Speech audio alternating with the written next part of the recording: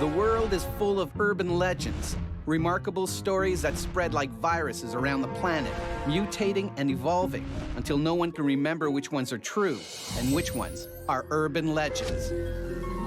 In this episode called Under Wraps, you'll see 3 stories about hidden horrors that emerge when no one expects them. First up, a stockbroker strikes it rich on Wall Street, but nobody can believe the shocking secret of his success. Then, a horrific crash destroys a family, but a far worse shock is yet to come. And finally, Swedish police unwrap a present that threatens to destroy Christmas. Watch all 3 stories and decide which urban legends are true and which ones are false. Find out if you guessed right at the end of the show. First, it's a story we like to call Money in the Bank. Jeannie Trantel takes care of herself, but not long ago, she had someone who took care of everything, her wealthy husband, Stephen. He was a great husband. We were living our life in a very beautiful way, and we just loved each other very much. Stephen made a fortune on the New York Stock Exchange. Being married to a commodities trader, it's just a huge, huge roller coaster ride. And Stephen was riding it all the way to the top. Stephen loved money. Have some fun. Before long, there's no shortage of it. I mean, this was a lot of cash. And then we went out to dinner, we went shopping. It was a life most people can only dream of. It was a great life. I was very happy. But this dream was about to become a nightmare. It happened in 2008, after Stephen paid an innocent visit to Jeannie's uncle. Hey. Stephen had called me. No, I'm just leaving now. He's like, honey, I'm gonna be right home. I'll be home soon. He was 8 blocks away. But Stephen doesn't come home. An hour later, like, I called my uncle. Hello. Hi, Uncle Jimmy. Have you seen Stephen? My uncle couldn't believe it. He's like, he left like an hour ago. Yeah, well... Jeannie's entire world is about to be ripped apart in the most unbelievable way. Bye. So I started calling him. No answer. His phone was shut off. Why is his phone shut off? Very strange. Where could Stephen be? He's never disappeared like this before. Then I thought he had some kind of like heart attack at the wheel. So I called up hospitals, all the hospitals. But Stephen hasn't checked into the hospital. 2 more hours pass without any word. My uncle starts, you know, getting worried. Now I'm starting to panic, really in a panic. Like, where could he be? It's 5 hours later. I'm thinking to myself, is he hijacked? Did he get hijacked? 8 hours after Stephen said he'd be home, the phone finally rings. Stephen? That's the phone call that changed my life. But it's not Stephen. Yes? It was a police officer, and he said, Mrs. Trantel, I have some bad news to tell you. No. And I started screaming right there. What has happened to her wonderful husband? Is he dead? Has he been kidnapped? Has he gotten into an accident? Bizarrely, it's none of those things. He's been arrested. But why? I could not even believe the words that he said to me. As Jeannie listens in horror, a shocking story starts to unfold. Her husband is not the man she thinks he is. Stephen every day got up, he got on his suit, I packed him a lunch, he kissed me goodbye. He went out the door. I thought he was going into the city. But it's all an act. He wanted to keep status quo in the neighborhood. Stephen's been hiding a terrible secret. Stephen never told me that he lost his job. Instead of going to Wall Street, he's secretly studying for a new career. He would go to the library and actually research through books. Stephen is studying to become a bank robber. He hasn't just lost his job. He's lost all of his money on the stock market floor. With no cash coming in, Stephen decides it's time to go to work. He didn't talk at all. He just handed the note, and in the note it said, "I have a gun and I'm not afraid to use it." And it's not just one bank. Thanks to his research, Stephen gets away with 10 robberies. Enough money to keep up appearances at home. He had prepped quite a bit before he did the robberies. He would research through books. He looked at individuals that did robberies and how they got caught. Stephen thinks he's discovered how to commit the perfect bank robbery. His secret is the most unlikely thing: a simple coffee cup. Who would suspect that a man holding a coffee cup had just robbed a bank?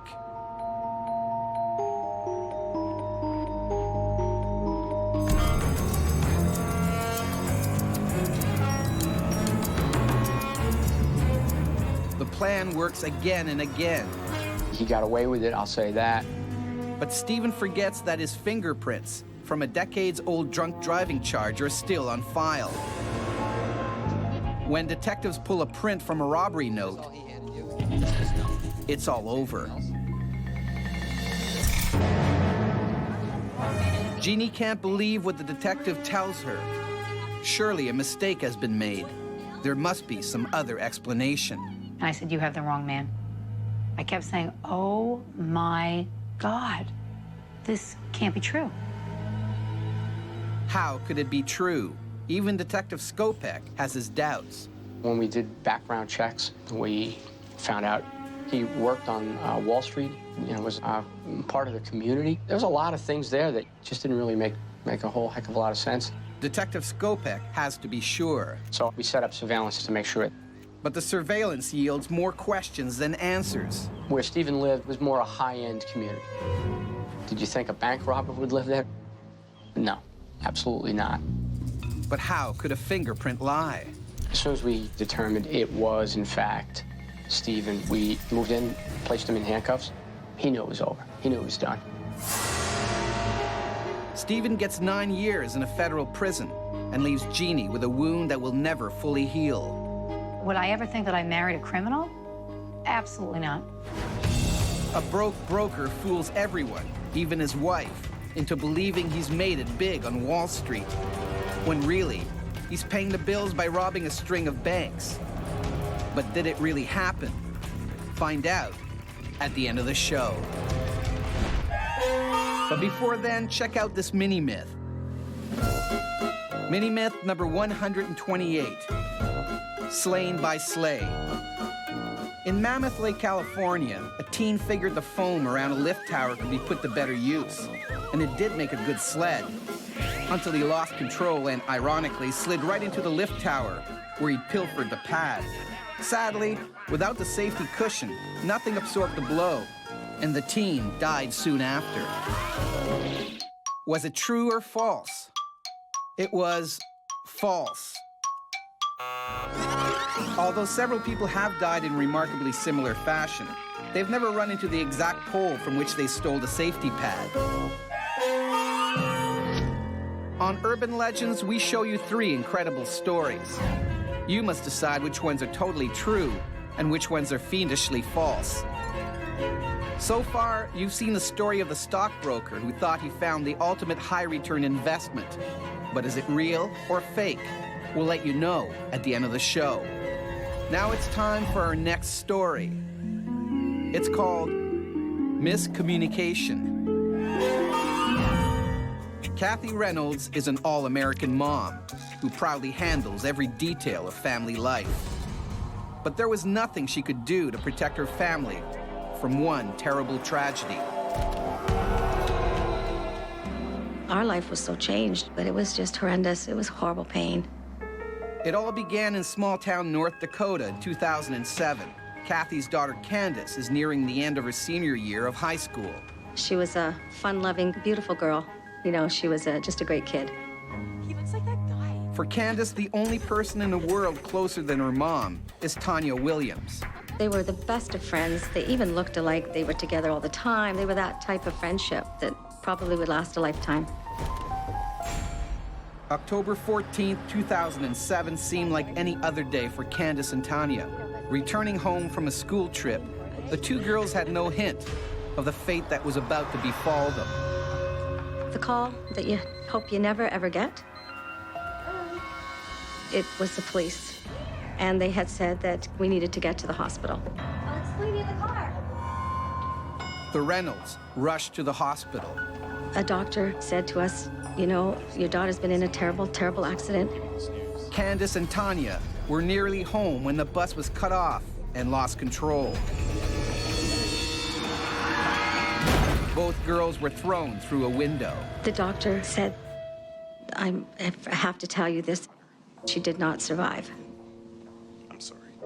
It was like someone had punched me in the stomach. I couldn't breathe. I couldn't talk. I didn't want to believe it. They said that she had been identified at the scene and they had her purse. It was her purse. They said we could see her if we wanted to, but it was horrific. And I knew that I couldn't do it. The Reynolds world has collapsed. But amid the horror, a miracle. Despite horrific injuries, Candace's best friend, Tanya, still clings to life. Tanya was really unrecognizable. She had her jaw wired shut. It was broken. Her arms, her wrists were both broken. The Reynolds do their best to comfort Tanya, but it's difficult. She couldn't communicate in any way. We thought it's just too much for her to think about Candace and losing her best friend, so we decided not to visit her anymore until she was out of the hospital. While Tanya starts a string of complicated surgeries, Candace is buried. You don't expect ever to go on without your child. No one does. Weeks go by, but nothing dulls the pain. I always felt like there was this big, heavy cloak on me, and it was just weighing me down. It was very, very, very sad. Then, nearly a month after the crash, shocking news.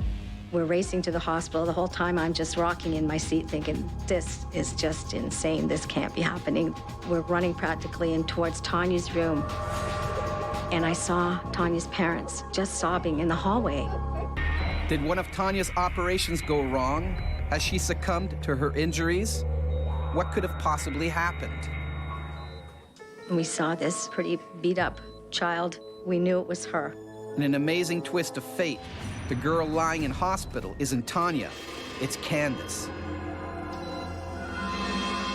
She opened her mouth and said, Mom. The miracle is almost too much to believe. Candace is alive. This doesn't happen. These things don't happen. It was Candace. It was our girl. But how did this mistake happen?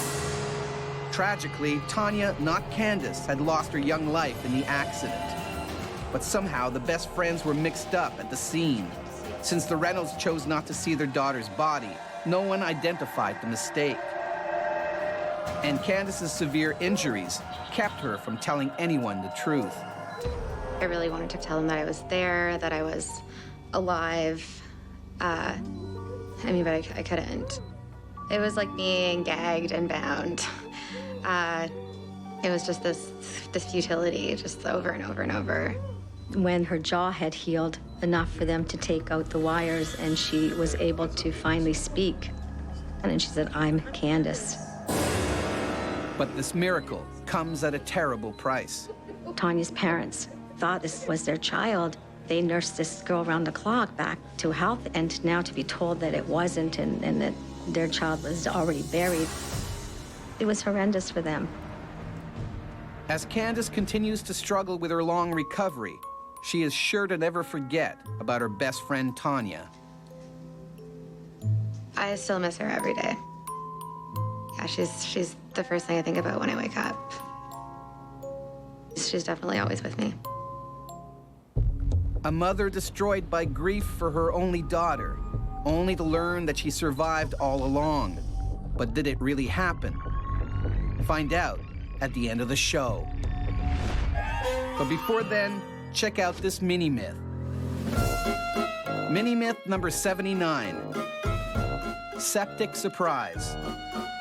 Winnipeg resident Gilbert Nelson was forever tinkering with his beloved RV. Before an especially long road trip, a friend suggested he convert his backup gas tank into a sewage system for his newly installed toilet. On his camping trip, Gilbert was awoken by a strange sound. he discovered his sewage tank open with a siphon hose hanging out. Lying on the ground a few feet further away was a gasoline thief who'd just gotten a nasty surprise. Was this true or false? It was false. You'd have to be a sucker to believe this crap. On Urban Legends, we show you 3 incredible stories. You must decide which ones are true to their word and which are deceitful lies. So far, you've seen the story of the broker who raises capital in the most unbelievable way. And the tale of a hospital mix-up that brings a girl back from the dead. But which ones are real and which ones are fake? All will be revealed at the end of the show. Now it's time for our final story. It's called Cramped Caper. Mikael Axelsson is a Swedish bus driver who spends his spare time looking for his next opponent. But not that long ago, Mikael came up against a foe that almost put him in checkmate. It was bad for me and was bad for my family, too. By the time all was said and done, Mikael would be the prime suspect in one of the most bizarre crime sprees in Swedish history. It was a mystery. I couldn't explain it. It all started in December 2008. As a veteran bus driver, Mikael is trusted with the busiest routes during the hectic holiday season. I like the freedom of the job, actually. Being on the road is something I also always liked. But one day, a mysterious theft threatens everything he's worked for. One of the passengers came to me and said that her laptop was missing from her bag. And the bag had been in the compartment under the bus. It was sort of puzzling. Only Mikael has access to the locked baggage hold. Mikael tells the girl she is mistaken. She probably just forgot to pack the laptop in the first place. I don't see how you can steal anything at that point. No. But just 2 days later, it happens again. As a driver, I was very concerned about it because it was sort of my reputation at stake here. The bus company heightens security, but it does no good. A few days later, there's another theft. And a week later, yet another. It's getting serious for Mikael. Since I was the only one with the keys to the luggage compartment and to the extra padlocks, I become the #1 suspect at that point. Were it not for his years of service, Mikael would have already been fired. It was really a stressful time for me because it was really a puzzle how this thing happened. I couldn't explain it. The situation is worse than Mikael realizes. Worried about a scandal, his company has hired an undercover cop to keep an eye on the bus.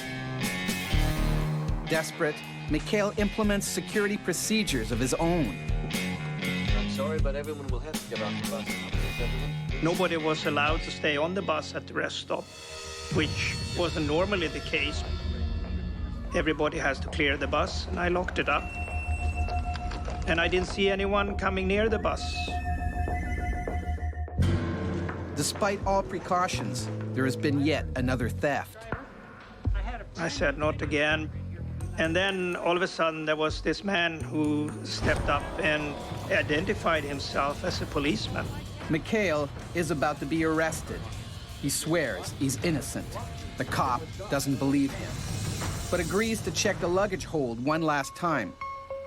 There was some movement in the luggage compartment, and there was this large duffel bag and a little man sticking out of it. What is this stowaway doing under the bus? Then it dawned on me that this is maybe the key to all these thefts. They inspect the bag and make a remarkable discovery. He had a special zipper so he could hide himself inside the duffel bag. I think the zipper had broken, so he couldn't sort of get back in and hide himself. And inside the bag, they find the passenger's stolen belongings. How could this little thief get away with such a big crime for so long? The plot was even more incredible than they first realized. He had someone load the bag on at the departure and retrieve the duffel bag with the items and the little man inside. It was actually a smart way of stealing things on a bus, I must admit. The police soon catch up with the accomplice. With the crooked duo behind bars, the crime spree immediately stops. It was like a big stone had been taken off my shoulders. It was a big relief. A small-time thief packs himself in a duffel bag in order to steal valuables from the cargo hold of a coach bus. But did it really happen? It's time to reveal the truth about our three incredible stories. First up, it's the tale of the hospital mistake that destroys one family and saves another. But is it fact or fiction? This is the worst thing that could ever happen to a parent. But it didn't happen to me. This story is fake. Similar tragic mix-ups have made the headlines in recent years. Sadly, it happens more often than people think. Thankfully, the families in this tale are not real. Next up is the tale of the broker who fools everyone into thinking he's made it big, when really he's a bank robber. But is it fact or fiction? My name is Jeannie Callahan Transal, and I married a bank robber. And this is a true story. This bank robber only got away with $60,000, but ended up destroying his family and his life. The stock market may be risky, but crime doesn't pay. Finally, it's a tale of the diminutive Grinch that almost steals Christmas from Swedish bus riders. But is it fact or fiction? I am Swedish, but I have never driven a bus, and the story is a fake. This myth has been around for ages, but no one would pull such an elaborate scheme to get at the meager riches found under most buses. That's the end of our episode called Under Wraps. Were you able to uncover the truth, or were you blinded by the lies? Don't worry if you couldn't. You'll get another chance to separate fact from fiction in the next installment of Urban Legends.